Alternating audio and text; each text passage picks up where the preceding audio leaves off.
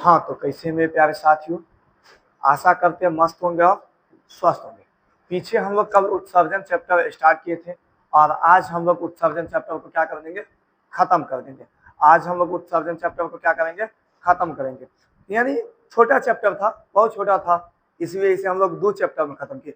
यदि एक पार्ट में खत्म करते, यानी एक ही वीडियो में खत्म करते तो थोड़ा लंबा वीडियो हो जाता, समझे। इसलिए हम 2 पार्ट में इसे खत्म किए ताकि छोटा छोटा वीडियो बन जाए, समझ गए। तो हम क्या करते हैं, आज स्टार्ट करने से पहले आप लोग सब यही कहेंगे कि हम जो आज पढ़ रहे हैं या पार्ट 2 पढ़ रहे हैं, यह चैप्टर कौन सा है, उत्सर्जन, और सबसे आसान भाषा में, और यह चैप्टर नंबर कितनी है, 4 है। तो वीडियो को, क्लास को स्टार्ट होने से पहले वीडियो को क्या कीजिएगा, शेयर कीजिएगा और लाइक कीजिएगा। चैनल को क्या कीजिएगा, सब्सक्राइब करना नहीं भूलिएगा। सब्सक्राइब करने से क्या होता है, तो आपके और हमारे बीच में संबंध बनता है। क्या बनता है, संबंध। यानी जब भी कोई भी नोटिफिकेशन आएगा तो आपको तुरंत मिलेगा, समझ गए। चलिए, तो हम क्या करेंगे, अभी बिना देरी किए क्या करेंगे, क्लास को स्टार्ट करेंगे। चलिए, कल हम कुछ बताए थे उत्सर्जी पदार्थ के बारे में। जैसे त्वचा क्या है, बताइएगा, त्वचा क्या है। त्वचा से क्या निकलता है, तो पसीना निकलता है। त्वचा से क्या निकलता है, पसीना। और एक बात बताइए, ये त्वचा क्या है, त्वचा हुआ उत्सर्जी पदार्थ। क्या हो गया, त्वचा उत्सर्जी पदार्थ हो गया, समझ गया। त्वचा क्या हो गया, उत्सर्जी पदार्थ हो गया। अभी सॉरी, पसीना क्या हो गया, उत्सर्जी पदार्थ। अब ये त्वचा क्या हो गया, उत्सर्जी अंग हो गया। यानी जिस अंग से उत्सर्जन की क्रिया होती है उसे उत्सर्जी अंग कहते हैं, समझ गए। अब बात करेंगे हम लोग, आखिर अमीबा में जो उत्सर्जी पदार्थ होते हैं वो क्या होते हैं। क्वेश्चन आपके लिए क्या है, अमीबा के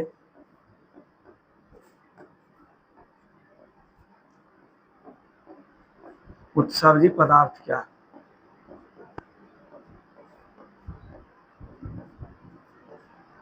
तो अमीबा के उत्सर्जी पदार्थ क्या है, बताइए। तो अमोनिया है। क्या है, अमोनिया। कल हम बताए थे मानव का उत्सर्जन का कुछ अंग बताए थे। कल हम आपको क्या बताए थे, मानव का उत्सर्जन अंग के बारे में बताए थे, समझ गए। जिसमें से हम पहला अंग क्या बताए थे, जिसमें हम पहला अंग बताए थे त्वचा बताए थे। क्या बताए थे, त्वचा। और दूसरा अंग हम आपको क्या बताए थे, फेफड़ा बताए थे। क्या बताए थे, फेफड़ा। और तीसरा अंग हम आपको क्या बताए थे, यकृत। क्या बताए थे, यकृत यानी लीवर। क्या बताए थे, यकृत यानी लीवर। क्या बताए थे, यकृत यानी लीवर, समझ गए। तो अभी हम लोग बिना देरी किए क्या करते हैं, अब मानव उत्सर्जन तंत्र का सचित्र वर्णन। और यह जब भी एग्जाम में पूछता है तो 5 नंबर में पूछता है। कितने नंबर में पूछता है, 5 नंबर में। तो आपका क्वेश्चन क्या रहेगा, ध्यान से देखिए, रहेगा मानव उत्सर्जन अंग का सचित्र वर्णन। देखिए, या तो क्वेश्चन ये रहेगा मानव मूत्र संरचना का सचित्र वर्णन करें, या मानव उत्सर्जन तंत्र का सचित्र वर्णन। देखिए, या तो मानव मूत्र के संरचना का सचित्र वर्णन करे, या क्वेश्चन रहेगा मानव उत्सर्जन तंत्र का सचित्र वर्णन करे। तो दोनों क्वेश्चन रहेगा, तो दोनों का आंसर सेम देना। सबसे पहले अब हम लोग देखते हैं, इसका चित्र भी बनाना है। क्या बनाना है, चित्र भी बनाना। जब हम लोग पानी पीते हैं तो पानी कहाँ जाता है, किडनी में। कहाँ जाता है, किडनी में। अब आपको बताए थे लालू यादव की एक किडनी खराब हो गया था। अब यहाँ पे हम लोग बात करते किडनी पे आ जाते। ये किडनी है आपकी, ये क्या है, किडनी है। ध्यान से देखिए, ये आपका क्या है, यह किडनी है। ये सीम के बीज के आकार का है, वो क्या है, किडनी है। अब मानिए कोई व्यक्ति है जिसका एक किडनी खराब हो गया, बताइए क्या वह आदमी जीवित रह सकता है या नहीं रह सकता। तो आपका जवाब होगा जो हाँ रह सकता है, रह सकता है, समझे, रह सकता है। कैसे रह सकता है, एक किडनी यदि खराब भी हो गया कोई बात नहीं, एक किडनी तो उसका काम चल सकता है। यदि किसी व्यक्ति की एक किडनी खराब हो गया तो भी उसे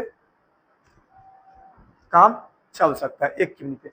कोई कोई ऐसा आदमी होता है जो पूरा जीवन एक ही किडनी पे बिता देता है, समझे। कोई कोई ऐसा आदमी होता है जिसका एक किडनी खराब रहता है, एक ही किडनी पे पूरा अपना जीवन बिता देते हैं। लेकिन जब दोनों किडनी खराब हो जाए तो क्या होगा व्यक्ति, तो व्यक्ति की मौत हो जाएगी। क्या हो जाएगा, मौत हो जाएगा। अब उसके स्थान पे एक मशीन का उपयोग किया जाता है, जिस मशीन का नाम है डायलिसिस मशीन। जब किसी व्यक्ति की दोनों किडनी खराब हो जाए तो देखिए, जब किडनी खराब हो जाएगा, किडनी का काम है पानी को फिल्टर, ये फिल्टर है और ये अपशिष्ट पदार्थ यानी जो कचरा होता है उसे छान के बाहर निकालता है। अब उसे हम लोग मूत्र के वास्ते क्या करते हैं, मूत्र को त्याग देते हैं, समझ गए। मूत्र मार्ग से क्या करते हैं, मूत्र को त्याग देते हैं। तो अब बात करते हैं, जब यही खराब हो जाएगा, चाहे छन्ना जब खराब हो जाएगा तो स्वाभाविक है जब चाय को छानेंगे, चाहे छन्ना खराब हो जाएगा, चाय पत्ती तो उसमें जाएगा। जब चाय को छान रहे हैं और चाय छन्ने फट गया तो क्या होगा, चाय पत्ती उसमें जाएगा। उसी तरह से यह फिल्टर की काम करती है किडनी। जब किडनी खराब हो जाएगा तो उसमें कहाँ से होगा, तो अपशिष्ट पदार्थ की मात्रा क्या हो जाएगी, शरीर में बढ़ जाएगी, जिसके कारण आदमी की क्या हो जाएगी, मृत्यु हो जाएगी। इसके स्थान पे एक मशीन लगाया जाता है, जिस मशीन का नाम है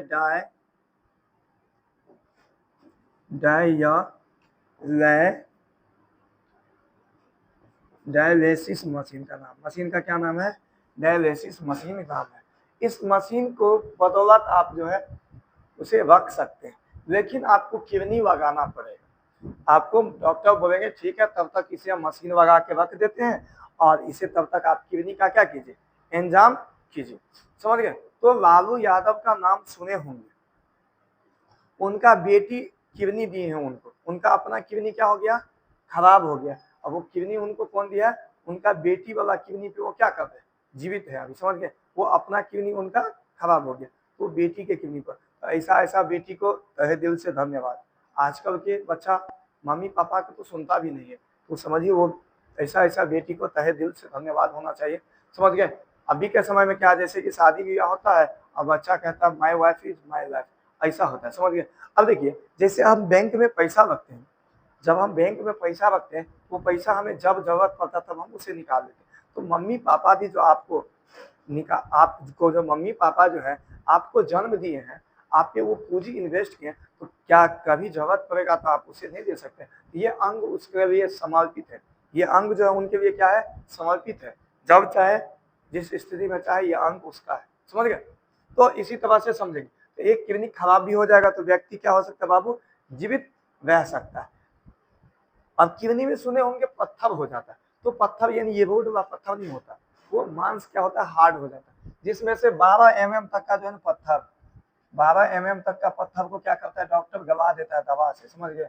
दवा से क्या करता है, उसे गला देता है। अब उसे जब ज्यादा बड़ा रहता है तो नहीं निकल पाता है, समझ गए, उसे ऑपरेशन करके निकालना पड़ता है। अब तो ऐसा ऐसा विज्ञान इतना डेवलप हो गया जो एक मशीन मूत्र मार्ग के वास्ते यानी मूत्र मार्ग के वास्ते अंदर भेजता है और उसे देख लेता है, फिर से उसे क्या करता है, निकाल देता है मूत्र मार्ग के वास्ते, समझ गए। तो इस तरह से अब तो लेजर ऑपरेशन भी होता है। तो एक किडनी खराब, आप प्रेमानंद महाराज का नाम सुने होंगे, उनका दोनों किडनी खराब हो गया। अब उन्होंने कहते हैं भगवान के स्वरूप और भगवान ने हमें जिंदा रखा, समझ गए। तो वो अपना एक किडनी का नाम रखे राधा, दूसरा का क्या नाम रखे कृष्ण, क्योंकि वो राधा कृष्ण के परम भक्त है, इसीलिए, समझ गए। तो ऐसा भी बात है। तो अब हम लोग देखते हैं आखिर उत्सर्जन तंत्र का हम लोग कैसे बनाएंगे, किसके बारे में बात करते हैं, मानव उत्सर्जन तंत्र का, मानव उत्सर्जन तंत्र का सचित्र वर्णन करना है। क्या करना है, मानव उत्सर्जन तंत्र का क्या करना है, सचित्र वर्णन करना है। तो मानव उत्सर्जन तंत्र में जो सबसे पहला जो भाग होता है वो किडनी होता है। क्या होता है, किडनी। पहला जो होता है मानव उत्सर्जन का पहला जो अंग होता है वो क्या होता है, किडनी होता है। किडनी हुआ इंग्लिश शब्द, इसे हिंदी में विरिक कहते हैं। क्या कहते हैं, विरिक कहते हैं, समझ गए। किडनी क्या हो गया, इंग्लिश शब्द। किडनी की जो संख्या होती है एक मानव में एक जोड़ी होती है। किडनी की संख्या जो है आदमी में कितनी होती है, एक जोड़ी यानी दो गो। कितना किडनी होते हैं, दो किडनी होते हैं। कितने किडनी होते हैं, दो। यानी एक जोड़ी। कितने किडनी होते हैं? एक जोड़ी। किडनी का जो वजन होता है 150 ग्राम होता है। कितना होता है वजन उसका? 150 ग्राम। किडनी का वजन कितना होता है? 150 ग्राम। और ये किडनी क्या करता है? ये पानी को रिफ्यूज करके उसे भेज देता है। कहाँ भेजता है वो भी हम आपको बता दें। तो मानव उत्सर्जन तंत्र का जो सबसे पहला अंग होता है वो क्या होता है? किडनी। तो देखेंगे मानव उत्सर्जन तंत्र का सबसे पहला अंग क्या होता है? किडनी। और किडनी जो है मानव में कितनी होती है? एक जोड़ी होते हैं, जिसका वजन कितना होता है? 150 ग्राम। कितना वजन होता है? 150 ग्राम। यह जो कमर के ऊपर, या कमर के ऊपर और मेरुदंड के अगल बगल में स्थित होते हैं। ये किडनी जो है कमर के ठीक ऊपर, ये कमर है इसके ठीक ऊपर और मेरुदंड के अगल बगल में स्थित रहते हैं। हम आपको यहाँ पे इमेज दिखा दें। ये देखिए, ये इमेज है। ये कमर के ठीक ऊपर, मेरुदंड के कुछ ऊपर। और इसका आकार जो होता है सीम के बीज के जैसा होता है। कैसा होता है? सीम के बीज के जैसा होता है। इसका आकार कैसा होता है? तो सीम के बीज के जैसा। समझ गए? इसमें दो भाग है। देखिए यहाँ पे ध्यान से देखिएगा, इसमें कितने भाग है? दो भाग है। ध्यान से देखिए, इसमें दो भाग है। किडनी में दो भाग है, ये धंसा हुआ भाग है और एक उठा हुआ भाग। ये धंसा हुआ जो भाग है ना, इसे पेल्विस कहते हैं। किडनी के धंसा हुआ भाग को क्या कहा जाता है? पेल्विस कहा जाता है। क्या कहा जाता है? पेल्विस। और किडनी के जो ऊपर से उठा हुआ भाग है इसे कार्डियक्स कहते हैं। क्या कहते हैं? कार्डियक्स कहते हैं। इसे क्या कहते हैं? कार्डियक्स कहते हैं। क्या कहते हैं? कार्डियक्स कहते हैं।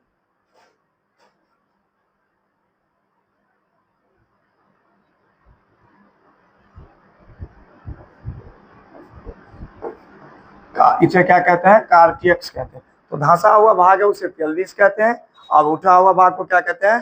कार्डियक्स कहते हैं। अब समझिए, तो किडनी के बारे में आपको इतना कार्डियक्स हो, कार्डियक्स समझ गए। तो उठा हुआ भाग को क्या कहते हैं? कार्डियक्स कहते हैं। और धंसा हुआ भाग को क्या कहते हैं? पेल्विस कहते हैं। यहाँ पे लिख देते हैं हम, किडनी के धंसा हुआ भाग, धंसा हुआ भाग, धंसा हुआ को क्या कहते हैं? पेल्विस कहते हैं। और उठा हुआ भाग को क्या कहते हैं? उठा हुआ को क्या कहते हैं? कार्डियक्स कहते हैं। क्या कहते हैं? कार्डियक्स कहते हैं। उठा हुआ भाग को क्या कहते हैं? कार्डियक्स कहते हैं। और धंसा हुआ भाग को क्या कहते हैं? पेल्विस। अब देखिए, किडनी के बाद जो है, जैसे कि पानी पिए तो पानी कहाँ जाता है? किडनी। और किडनी के बाद जाता है मूत्राशय में। कहाँ जाता है? मूत्राशय में। उसके बाद कहाँ जाता है? मूत्राशय में। ओ सॉरी, मूत्रवाहिनी में। कहाँ ले जाता है? मूत्रवाहिनी में। मूत्रवाहिनी में जाता है। कहाँ पे जाता है? मूत्रवाहिनी में। अब मूत्र देखिए, यहाँ पे ध्यान से सुनिएगा। देखिए, पहला जो है, पहला होता है किडनी यानी बिरी। पहला क्या होता है? बिरी। उसके बाद क्या होता है? मूत्रवाहिनी। क्या होता है उसके बाद? मूत्रवाहिनी। मूत्रवाहिनी। उसके बाद जाता है या मूत्राशय में जाता है। उसके बाद कहाँ जाता है? मूत्राशय में जाता है। कहाँ जाता है? मूत्राशय। उसके बाद मूत्र मार्ग में जाता है। कहाँ जाता है? मूत्र मार्ग से ये बाहर निकल जाता है। क्या हो जाता है? मूत्र मार्ग से क्या होता है? बाहर निकल जाता है। समझिए, इसे क्या होता है? बाहर निकल जाता है। और मूत्राशय में क्या होता है? जाके संग्रह होता है। मूत्राशय में क्या होता है? जाके जमा होता है। अब यह एक नली होता है। यह क्या होता है? एक नली होता है, जिसे कहाँ जाता है? मूत्राशय में। यानी किडनी से जाता है मूत्राशय में, किडनी से जाता है मूत्रवाहिनी में, मूत्रवाहिनी से मूत्राशय में, और मूत्राशय से मूत्र मार्ग के वास्ते क्या होता है? बाहर निकल। देखिए, जब हम लोग पानी पीते तो कहाँ जाता है? किडनी में। किडनी से मूत्रवाहिनी में, मूत्रवाहिनी से मूत्राशय में, और मूत्राशय के बाद क्या होता है? मूत्र मार्ग से बाहर निकलता है। जैसे कि क्या होता है, जब आपको देखते होंगे मूत्राशय जब भर जाता है, देखिए हम इसका फोटो बना के दिखाते हैं आपको पहले, फिर आपको समझ में आएगा। सबसे पहले आप करेंगे क्या? यहाँ पे देखिए, सबसे पहले कुछ इस तरह से आप डंडा बनाएंगे। देखिए,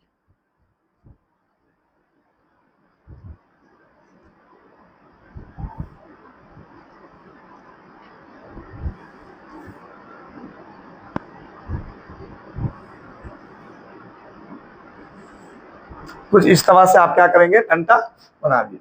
उसके बाद इसको कुछ इस तरह से कर देना है, कुछ इस तरह से कर देना। समझ गए?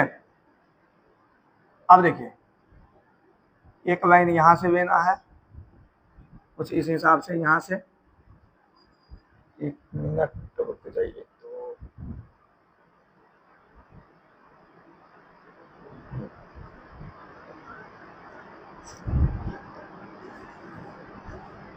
नहीं ठीक है था, रुक जाए, थोड़ा यहाँ मिटा देंगे, थोड़ा यहाँ मिटा, ठीक है। अब यहाँ से क्या करेंगे हम, ज्यादा मिट गया,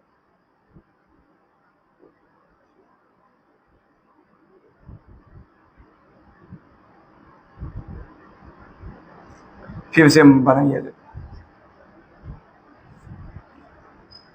देखिए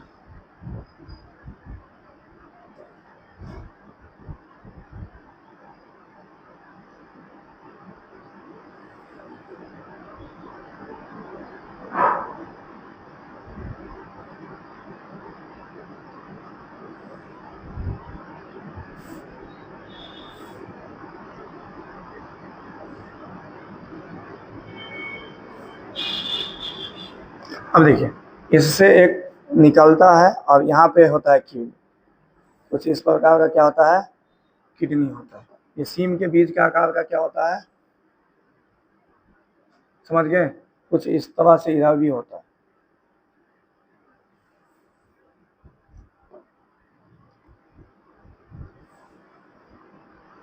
समझ गए।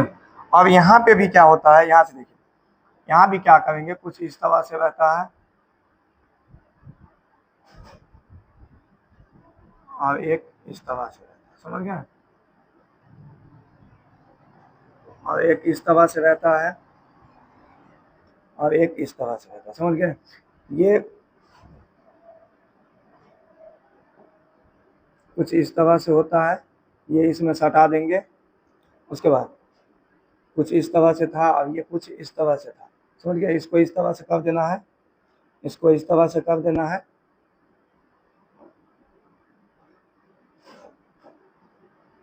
इसको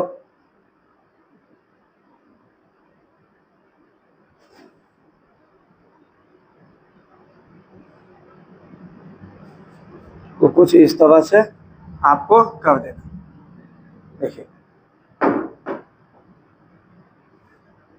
कुछ इस तरह से आप जो है कर देंगे। यहाँ पे जो है एक और बढ़ जाए, समझ गए।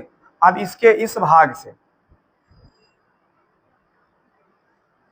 अब इसके इस भाग से इस तरह से इसे पाइप निकालेंगे और यहाँ लाएंगे। अब इसके इस भाग से भी यहाँ से पाइप निकालेंगे और यहाँ लाएंगे। अब यहाँ लाने के बाद यहाँ पे क्या होता है, मूत्राशय है, यहाँ पे क्या होता है, दो दो पाइप लाना पड़ेगा, एक पाइप और होगा,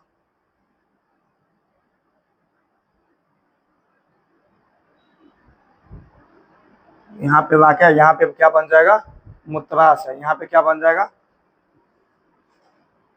यहाँ पे बन जाएगा मूत्राशय, और यहाँ पे क्या बना देंगे, एक थाइवा के जैसा संरचना क्या करेंगे, बना देंगे, समझ गए। यहाँ पे एक थाइवा जैसा बना देंगे, तो यह इसमें सट गया, इसमें।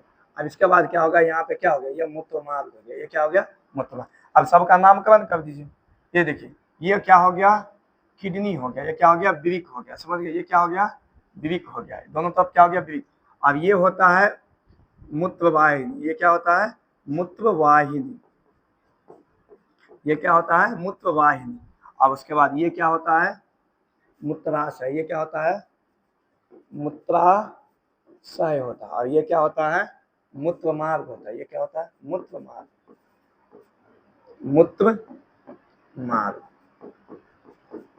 समझ गए। देखिए जैसे पानी पिया, पानी कहाँ जाता है, किडनी, किडनी से कहाँ आता है, इस पाइप में, और इस पाइप से कहाँ जाता है, मूत्राशय, और मूत्राशय में जाके, मूत्राशय के बाद कहा जाता है मूत्र मार्ग। यानी जब मूत्राशय भर जाता है तब ना कहता है वर्कर्स भाई हटो हटो हटो हटो, जल्दी हटो, हमें बहुत जोर से पेशाब लगा, जान, इस तरह से वर्कर्स कहता है ना। तो कुछ इस तरह से आपको जो है फिगर उसका बनाना है। अब देखिए, अब इसी बात को हम लोग क्या करेंगे, लिख देंगे, एग्जाम में जो लिखेंगे कुछ इस तरह से लिखेंगे, अब आपको एक भी नंबर नहीं कटेगा, देखिएगा। तो मानव का प्रमुख, देखिए क्वेश्चन आपका क्या है, सबसे पहले फिर से क्वेश्चन देखिए, क्वेश्चन क्या है, मानव मूत्र का, मानव मूत्र संरचना का सचित्र वर्णन करें या मानव उत्सर्जन तंत्र का सचित्र वर्णन करें। देखिए तो मानव का प्रमुख उत्सर्जन अंग वृक्क होता है, जिसकी संरचना प्रमुख होती है, तो मानव का जो है प्रमुख उत्सर्जी अंग क्या होती है? किडनी होती है, और जिसकी संरचना निम्नलिखित है। देखिए कैसे कैसे, किडनी यानी वृक्क, यह मानव का प्रमुख उत्सर्जी अंग होता है, जिसकी संख्या कितनी होती है? एक जोड़ी। और एक किडनी का जो वजन होता है कितना होता है? 150 ग्राम होता है। कितना होता है? 150 ग्राम। और यह कमर के ठीक ऊपर मेरुदंड के अगल बगल में स्थित होता है। और यह जो है कमर के ठीक ऊपर मेरुदंड के अगल बगल में क्या होते हैं? स्थित होते हैं। वृक्क के बाहरी भाग को कार्डियक्स कहते हैं। वृक्क के बाहरी भाग को क्या कहते हैं? कार्डियक्स कहा जाता है, जिसकी आकार अवतल होता है। और वृक्क के धंसे भाग को पेल्विस कहा जाता है। वृक्क के धंसे भाग को क्या कहा जाता है? पेल्विस कहा जाता है। उसके बाद वृक्क का कार्य नाइट्रोजनी जैसे गंदे पदार्थ को बाहर निकालने का करता है। वृक्क का काम क्या है? नाइट्रोजनी जैसे गंदे पदार्थ को क्या करता है? बाहर निकालता है। क्या करता है? बाहर निकालता है। अब दूसरा क्या बताए थे हम आपको? वृक्क के बाद मूत्रवाहिनी का नाम बताए थे। क्या बताए थे इसके बाद? मूत्रवाहिनी। उसके बाद कहाँ जाएगा? मूत्रवाहिनी। तो वृक्क के पेल्विस भाग से निकलने वाली वाहिनी को मूत्रवाहिनी कहते हैं। ये वृक्क था, इसके पेल्विस भाग से निकला है ना, इसी को क्या कहते हैं? मूत्रवाहिनी कहा जाता है। जो मूत्राशय में जाके खुलता है। अब ये पाइप जो है कहाँ पे आके खुलता है? मूत्राशय में। यहाँ पे आके क्या करता है? खुलता है। यहाँ से लेके आता है और यहाँ दे जाता है। यहाँ से लेके आता है, यहाँ पे क्या करता है? दे जाता है। समझ गए? उसके बाद आते हैं मूत्राशय। अब ये मूत्राशय में क्या करता है? मूत्र का संग्रह होता है। लिख देंगे, शरीर के पिछले भाग में नाशपाती के जैसा थैलानुमा संरचना को मूत्राशय कहा जाता है। इसमें मूत्र का क्या होता है? संग्रह होता है। इसमें मूत्र का क्या होता है? संग्रह होता है। समझ गए? अब मूत्र मार्ग, मूत्र जिस मार्ग से बाहर निकलता है उसे मूत्र मार्ग कहा जाता है। यानी मूत्र जिस मार्ग से बाहर निकलता है उसे क्या कहा जाता है? मूत्र मार्ग कहा जाता है। अब बताइए, आपको समझ में आया या न आया? आपको समझ में आया या न आया, वो बताइए। आपको समझ में आया या न आया? अब हम बात करते हैं मूत्र की बनावट। अब हम लोग किसकी बात करेंगे? मूत्र की बनावट की। आखिर एग्जाम में वो पूछता नहीं, बस एक ही चीज पूछता है, जो मूत्र का रंग पीला क्यों होता है? तो यूरोक्रोम के कारण होता है। मूत्र का रंग पीला क्यों होता है? तो यूरोक्रोम के कारण होता है। समझ गए?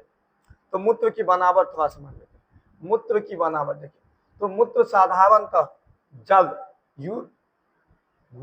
मूत्र साधारणतः जल, यूरिया तथा सोडियम क्लोराइड विद्यमान होते हैं। मूत्र में जो है जल, सोडियम क्लोराइड क्या होते हैं? विद्यमान होते हैं। यानी क्या रहता है? मूत्र में जल रहता है, यूरिया रहता है और सोडियम क्लोराइड रहता है। समझ गए? अगर एक मनुष्य 24 घंटा में 80 से 100 ग्राम प्रोटीन आहार के रूप में लेता है, यानी कोई आदमी है जो 24 घंटा में 80 से 100 ग्राम कुछ भी चीज खाता है, तो उसके मूत्र की प्रतिशत मात्रा निम्नलिखित होगी, जिसमें जल होगा 96%। जल कितना होगा? 96%। और ठोस होगा 4%। ठोस कितना होगा? 4%। जिसमें यूरिया की कितना मात्रा होगी? यूरिया 2% और अन्य पदार्थ 2%। आपको पूछेगा मूत्र में यूरिया की मात्रा, क्या पूछेगा? मूत्र में यूरिया, तो मूत्र में यूरिया कितना प्रतिशत है बताइए? 2% है। कितना प्रतिशत है? 2%। कितना प्रतिशत है? 2%। समझ गए? अब बात करते हैं, अब कुछ एक यूरिक अम्ल होता है, उसे भी देखिए लेते हैं। वह रक्त में इसकी समानता मात्रा 2 मिलीग्राम से 3 मिलीग्राम प्रत्येक 100 ml रक्त में होता है। यानी प्रत्येक 2 मिलीग्राम से 3 मिलीग्राम में, प्रत्येक 2 मिली से 3 मिलीग्राम से प्रत्येक 100 ml रक्त में होती है। यानी प्रत्येक 100 ml रक्त में, प्रत्येक 100 ml रक्त में कितना में? प्रत्येक 100 ml रक्त में 2 से मिलीग्राम से 3 मिलीग्राम क्या होता है? यूरिक अम्ल होता है। क्या होता है उसमें? यूरिक अम्ल होता है। यानी प्रत्येक 100 ग्राम में रक्त में, खून में 2 से 3 ग्राम क्या होते हैं? यूरिक अम्ल होते हैं। प्रतिदिन करीब 1.5 से 2 ग्राम यूरिक अम्ल मूत्र के साथ उत्सर्जित हो जाता है। यानी प्रत्येक दिन 2 से 3 कहते हैं 1.5 से 2 ग्राम यूरिक अम्ल क्या होता है? मूत्र में, मूत्र के साथ क्या होता है? निकल जाता है। और मूत्र का रंग पीला इसमें स्थित रंजक यूरोक्रोम के कारण होता है। मूत्र का रंग पीला क्यों होता है? मूत्र का रंग पीला क्यों होता है पीला? तो इसमें क्या स्थित रहते हैं? यूरोक्रोम के कारण। किसके कारण? यूरोक्रोम के कारण। किसके कारण? यूरोक्रोम के कारण। तो मूत्र का रंग पीला क्यों होता है? तो यूरोक्रोम के कारण। समझ गए? चलिए अब हम लोग देखते हैं कोई व्यक्ति का दोनों किडनी खराब हो गया, उसे कैसे ठीक किया जाएगा? तो डायलिसिस मशीन लगा के तत्काल में उसे क्या किया जाएगा? रखा जाएगा और डॉक्टर उसे कहेगा आप किडनी की व्यवस्था कीजिए। तो देखिए कितना बड़का मशीन है और हमारा शरीर में बहुत छोटा सा किडनी, इतना बड़का किडनी है, लेकिन उसके स्थान पे जो एक मशीन रखा गया है, ये मशीन है। इसी मशीन को क्या कहा जाता है? डायलिसिस मशीन कहा जाता है। इसे क्या कहा जाता है? डायलिसिस मशीन कहा जाता है। ध्यान से देखिए।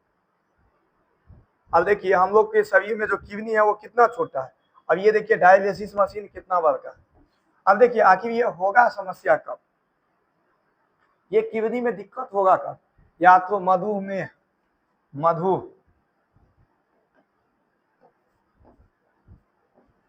मधुमेह मतलब समझे चीनी रोग, जिसको चीनी बीमारी कहते हैं, जिसमें क्या कहते हैं? चीनी रोग के कारण हो सकता है क्षतिग्रस्त हो जाए, या कहीं संक्रमण होने के कारण, जैसे कोरोना वायरस आ रहा था, या संक्रमण के कारण, या कहीं चोट लगने के कारण, या कहीं चोट लगने के कारण ये किडनी क्या हो जाए?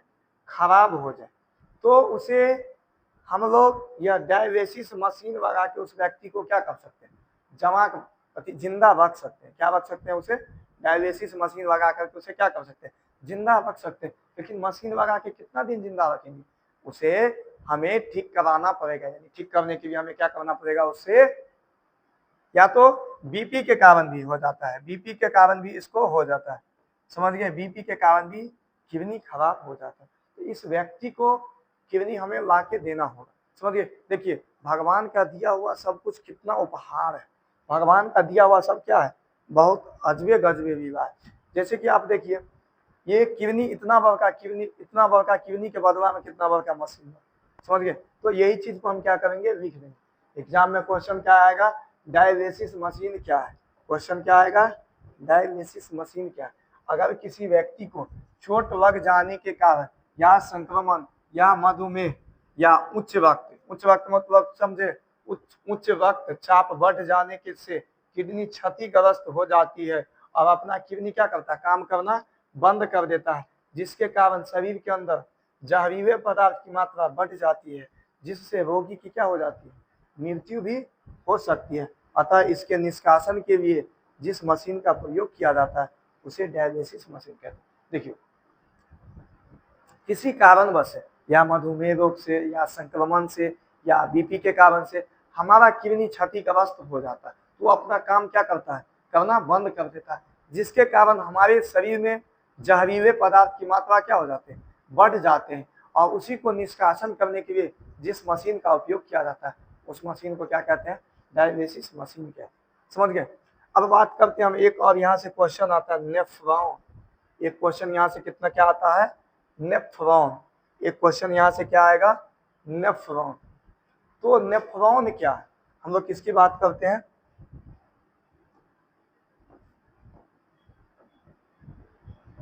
नेफ्रॉन। ये किडनी जो काम करता है वो किस पे काम करता है? नेफ्रॉन से। नेफ्रॉन किडनी के क्रियात्मक इकाई को क्या कहते हैं? नेफ्रॉन कहते हैं। एक किडनी में जो है नेफ्रॉन की संख्या 10 लाख होते हैं। कितने होते हैं? 10 लाख। एक किडनी में नेफ्रॉन की संख्या कितने होते हैं? 10 लाख। और इसका एग्जाम में क्वेश्चन पूछता है नेफ्रॉन क्या है, इसका संक्षिप्त वर्णन करें। तब इसका भी क्या करना पड़ेगा? फोटो बनाना पड़ेगा। तो चलिए फोटो बनाते हैं नेफ्रॉन की।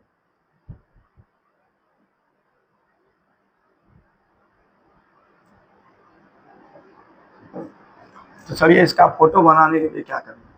सबसे पहले कुछ इस प्रकार से डंडा खींचे,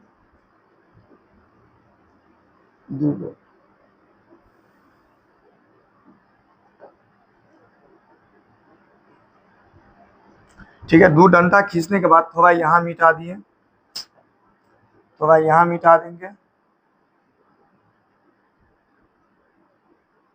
तो यहाँ मिटा देंगे, तो यहाँ मिटा देंगे,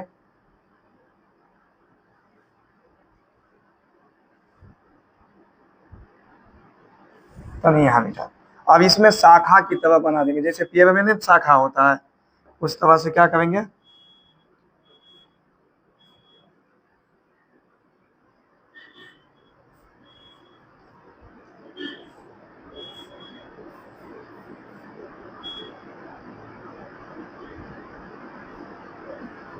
इसे हम क्या किए, बना दिए।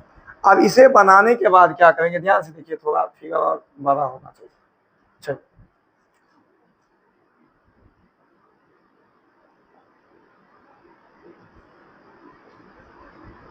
रुक जाइए,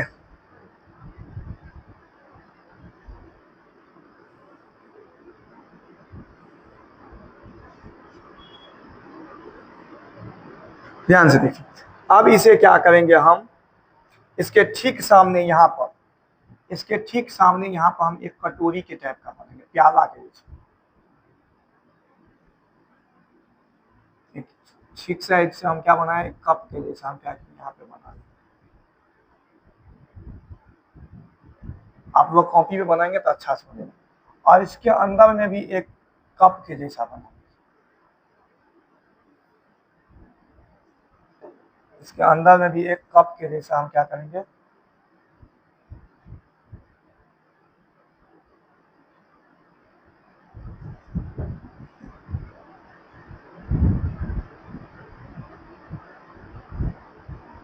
और इसमें कुछ इस तरह से भर दिया जाता है।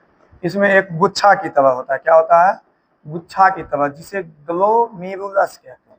ये गुच्छा की तरह होता है, जिसे क्या कहते हैं, ग्लोमेरुलस। ये इसमें होता है गुच्छा की तरह, क्या होता है, इसमें एक गुच्छा की तरह होता है, जिसे ग्लोमेरुलस कहते हैं। क्या कहते हैं, ग्लोमेरुलस, जिसे क्या कहते हैं, ग्लोमेरुलस कहते हैं। अब ये कटोरी की तरह बना है, इसे वोमेन सपूट कहते हैं। क्या कहते हैं, वोमेन सपूट, क्या कहते हैं, वोमेन सपूट कहते हैं। क्या कहते हैं, वोमेन सपूट कहते हैं। समझ गए। अब इसमें क्या होता है, यहाँ से दो पाइप निकलेगा, समझ गए। यहाँ से क्या होगा, दो पाइप निकालेंगे। यहाँ से हम दो पाइप को निकाल लिए, कुछ इस प्रकार से हम क्या किए, यहाँ पर तक लाए, कुछ इस प्रकार से हम क्या किए, इस पाइप को लाएंगे। ओ सॉरी, इसे थोड़ा मिटाना पड़ेगा। अब देखिए, यहाँ से हम पाइप को निकालेंगे बहुत सावधानी से, थोड़ा क्रॉस करके, समझ गए। थोड़ा क्या करेंगे, हल्का,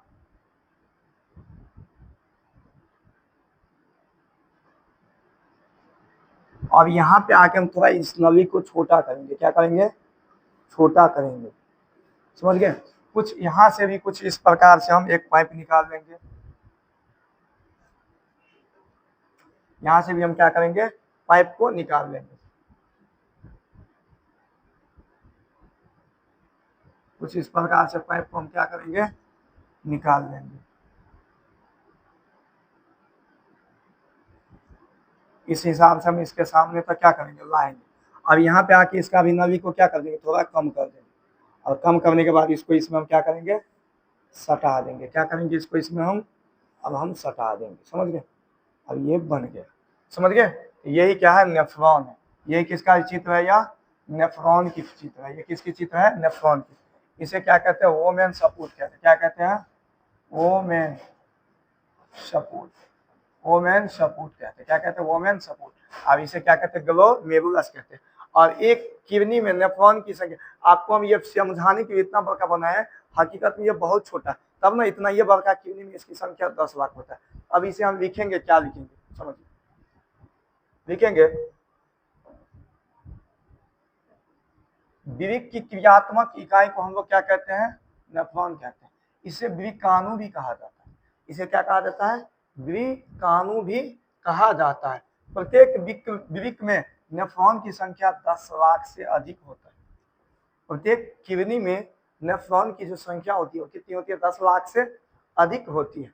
और नेफ्रॉन की संख्या प्याले की आकृति का होता है। तो नेफ्रॉन की जो संख्या थी, वो संरचना, सॉरी, नेफ्रॉन की जो संरचना है वो प्याली की जैसा। यहाँ पे आप देख रहे हैं कैसा था, या प्याली की जैसा हमने फोटो बनाया। उसके बाद जिसे वोमेन सपूट कहा जाता है, जिसका नाम हम यहाँ पे क्या लिखे हैं, देखिए, ये प्याली के जैसा जो हम लोग बनाए हैं, ये पूरा प्याली के जैसा, इसका नाम क्या रखे हम लोग, ओमेन सपूट रखें। ये पूरा प्याली के जैसा बना है, जिसका नाम क्या है, ओमेन सपूट है, जिसका नाम क्या है, ओमेन सपूट कहा जाता है। वोमेन सपूट, वोमेन सपूट में रुधिर कोशिका का जाल जैसा गुच्छा का समूह पाया जाता है, जिसे ग्लोमेरुलस कहते हैं। देखिए ये इसमें वोमेन सपूट के कोशिका के अंदर ये गुच्छा की तरह दिख रहा है, जिसे हम लोग क्या कहते हैं, ग्लोमेरुलस कहते हैं। उस गुच्छा को क्या कहते हैं, ग्लोमेरुलस कहते हैं। ग्लोमेरुलस और वोमेन सपूट के मिश्रित रूप को मेल पिगियन सपूट कहा जाता है। क्या कहा जाता है, मेल पिगियन सपूट कहा जाता है। यानी इस पूरा को देखिए, इस पूरा को ग्लोमेरुलस और वोमेन सपूट को दोनों को जब हम मिला दिए तब उसे हम लोग क्या कहेंगे, तब उसे हम लोग क्या कहेंगे, मेल पिगियन कहा जाता है। और सभी नेफ्रॉन के मेल पिगियन सपूट वृक्क के कार्डियक भाग में शामिल होता है। और ये जो होता है ये किससे शामिल होता है, वृक्क के यानी किडनी के उठा हुआ भाग से। ये जो किडनी था ना, ये इसके इस भाग से जो है वह रहता है। ये किडनी था ना, इसके ये वाला भाग, ये उठा हुआ भाग है ना, इसी से नेफ्रॉन कनेक्ट होता है। समझ गया, इसी से नेफ्रॉन क्या रहता है, कनेक्ट होता है। इसी से नेफ्रॉन क्या होता है, कनेक्ट। और इससे क्या कनेक्ट होता है, मूत्रवाहिनी। इससे क्या कनेक्ट होता है, मूत्रवाहिनी। इससे कनेक्ट होता है मूत्रवाहिनी और इससे कनेक्ट होता है नेफ्रॉन। समझ गए। तो आशा करते हैं आपको समझ में आ गया हो। अब हम जो बात करेंगे, बस छोटी सी बात आ गया, जो पौधे में उत्सर्जन की बात आ गई। क्या बात गया, आप सिर्फ पौधे में उत्सर्जन। तो पौधे में जो उत्सर्जन होते हैं, टेनिन होते हैं, वेजिन होते हैं, ये सब क्या होते हैं, पौधे में उत्सर्जी होते हैं। हम आपको बताए थे जैसे वसा सब जो होता है वो सब क्या पौधे का उत्सर्जी है। जैसे कनेर का फूल गाछ देखेंगे उसमें दूध होता है, वो सब क्या है, उत्सर्जी पदार्थ है। वो सब क्या, उत्सर्जी पदार्थ। जैसे पीपल का पेड़ देखेंगे उसमें क्या, उत्सर्जी पदार्थ। बेर का पेड़ देखेंगे उसमें क्या, उत्सर्जी पदार्थ। सब क्या, उस समय से दूध निकलता है, वो सब दूध क्या है, उत्सर्जी पदार्थ। तो समझ गए, पादप में उत्सर्जन कैसे होता है। जंतुओं की तुलना में पौधे में, देखिए जंतुओं की तुलना में पौधे में उत्सर्जन के लिए विशिष्ट अंग नहीं पाए जाते। यानी जंतुओं की तुलना में, यानी आदमी जंतु के तुलना में पेड़ पौधा में जो है कोई अंग विशेष रूप से नहीं पाया जाता उत्सर्जन के। समझ गए। श्वसन क्रिया से निष्कासन कार्बन डाइऑक्साइड गैस का एवं प्रकाश संश्लेषण से निष्कासित ऑक्सीजन गैस मिश्रण क्रिया द्वारा पत्तियों के रंध्र एवं अन्य भाग में अवस्थित वातबंधों के द्वारा उत्सर्जित होती। देखिए पौधा में आपको पता है जो पत्ती से ही ऑक्सीजन और कार्बन डाइऑक्साइड की क्रिया होती है। पत्ती में क्या पाया जाता है, रंध्र। समझ गए। और वाष्पोत्सर्जन से निकलने वाला जल मुख्यतः रंध्र द्वारा तथा पौधे के अन्य भागों से निष्कासित होता रहता है। और पौधे में उत्सर्जी पदार्थ को अपनी पत्तियों एवं छाल में भी संचित रहते हैं। छाल में भी क्या करते हैं, संचित करते हैं। और पत्तियों के गिरने एवं छाल के विलगाव से भी उत्सर्जी पदार्थ का निष्कासन होता है। देखिए पत्ता जब टूटता है तो भी उत्सर्जी पदार्थ क्या होता है, बनता है।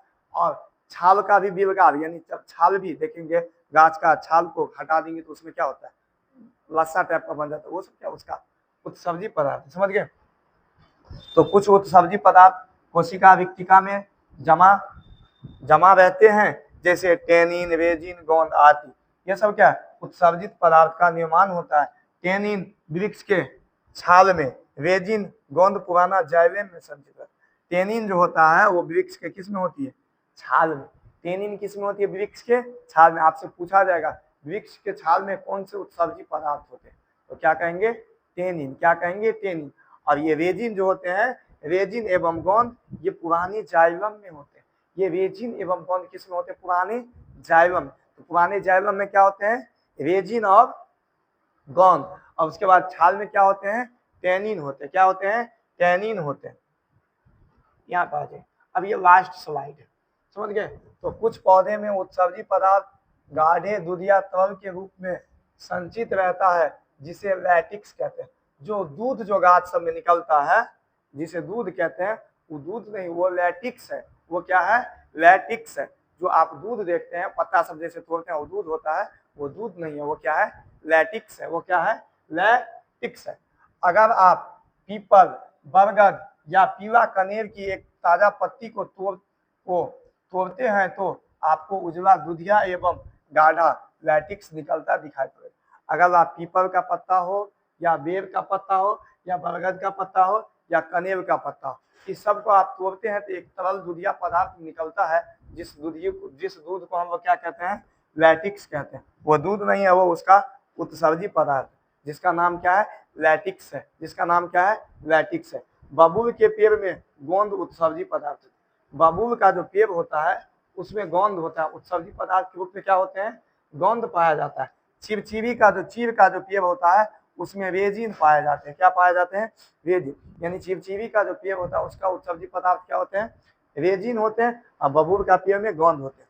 अब जलीय पौधा उत्सर्जी पदार्थों को विसरण द्वारा सीधे जल में निष्कासित करते हैं। और जलीय पौधा जो होते हैं वो क्या करते हैं, जल में ही उत्सर्जी पदार्थ को क्या कर देते हैं, निष्कासित करते हैं। किसके विधि द्वारा, विसरण विधि द्वारा। किस विधि द्वारा, विसरण विधि द्वारा। जलीय पौधा जो है वो उत्सर्जन की जो क्रिया करते कैसे करते हैं, विसरण विधि द्वारा। जबकि स्थलीय पौधे कुछ उत्सर्जी पदार्थ को अपने आसपास की मृदा में ही निष्कासित करते हैं। यानी कुछ स्थल पर जो पौधा रहता है वो अपने आसपास के मृदा में, यानी मृदा मतलब धरती, मिट्टी, उसी में क्या करते हैं, उसे निष्कासित कर देते हैं। और यहाँ पे जाकर आपका चैप्टर क्या होता है, द इंड होता है। कुछ ऑब्जेक्टिव क्वेश्चन बैंक की 7-8 को वो देख लेते हैं, समझ गए, उसके बाद खत्म कर। अब देखिए उत्सर्जन का ये ऑब्जेक्टिव,